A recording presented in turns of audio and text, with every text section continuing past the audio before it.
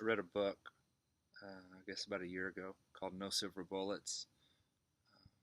It's a ministry book, but it had a picture in there with some statistics, and it said this. It said 10% of what we learn by listening. 20% of what we learn by interacting with each other. And 70% of what we learn is learned by doing, on the job, trial and error. 70% of what we learn is learned by doing. And the question that this begged for me was, when it comes to church, why do we spend so much time talking and so little time doing? If the majority of what we learn by doing. And then when you think about Jesus and you think about the life and the ministry that he had and with his disciples, think about Peter in Acts chapter 3 when he encounters the 40-year-old man who is lame, and he comes to him and Peter looks him in the eye, and the man thinks he's going to get money from Peter, and Peter says, silver and gold I don't have any, but what I do have I give to you in the name of Jesus. Rise up and walk. And the man who had never walked before was made well, and he walked. Where did Peter learn that? He learned it from Jesus, who previously in John chapter 5 did the exact same thing.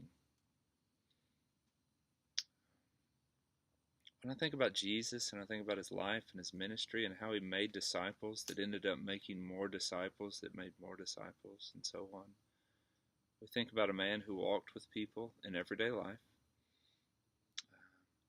The world and the city was his classroom.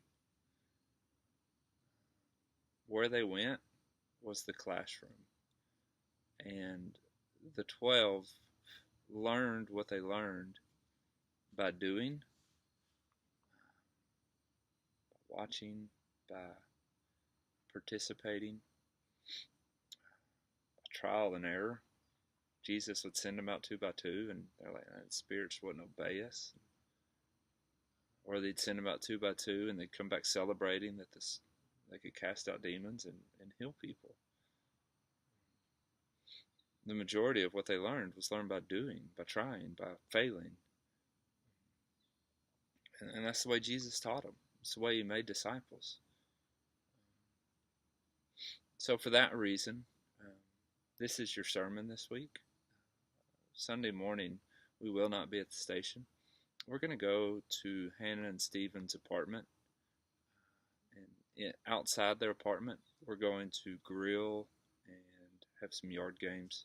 We want to host a meal for a group of us and for a group of their neighbors.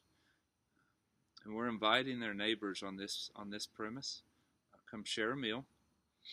We'll cook, we'll feed you. Just come hang out, have some fun with us. Get to know this group of people that Stephen and Hannah call friends. And also, we're going to have an opportunity to have discussions on spiritual things and life things. You'll have an opportunity to ask questions based on your own curiosity, and the questions will be anonymous. We'll write them, put them in a box or a bucket or something, so nobody knows who asked the question.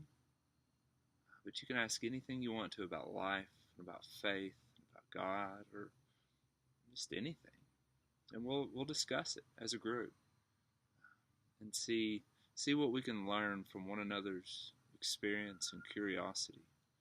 We're all on a spiritual journey, no matter where you're at. We're all on the same journey, different parts of it. So there's people that, if they could just have a healthy place to ask their questions, they might find that their questions lead to a great faith once they overcome those barriers. No matter where we're at in our journey, we have questions. No matter where we're at in our journey, we wrestle with thoughts. So we just want to host a meal for Stephen and their neighbors, invite them into this conversation, and we will just see how it goes.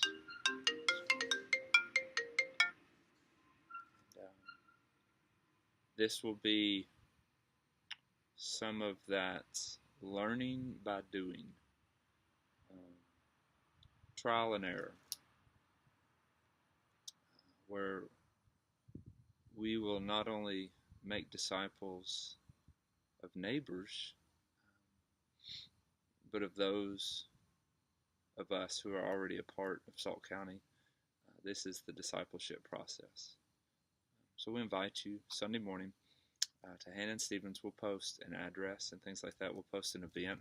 We ask that you RSVP to the event. We need to know how many people are coming, not only for food, but just we want to make sure that we don't overwhelm their neighbors. We've been having a smaller group on Sundays lately, which would be perfect for this type of setting. Now, if we just had 50 show up on a random deal, we would overwhelm that situation, and we just need to be prepared for that in advance. So we sincerely ask that you would RSVP for this if you intend on coming. This will be our Sunday morning gathering. It won't look like Sunday morning because it's a missional morning. It's for the intent of engaging those that are not engaged, so that we might help them in their curiosity and help them make progress in their journey. And in doing so, I wholeheartedly believe that any of us who are a part will make progress in our own journey as well. So if you have questions, feel free to write them down, bring them with you, put them in the bucket. And we look forward to spending the morning with you and with Hannah and Stephen and their neighbors. So consider this the sermon for Sunday. We'll post the event, ask you to RSVP if you intend to come, so that we might manage how this morning looks and make it as comfortable and appropriate for the setting as we can.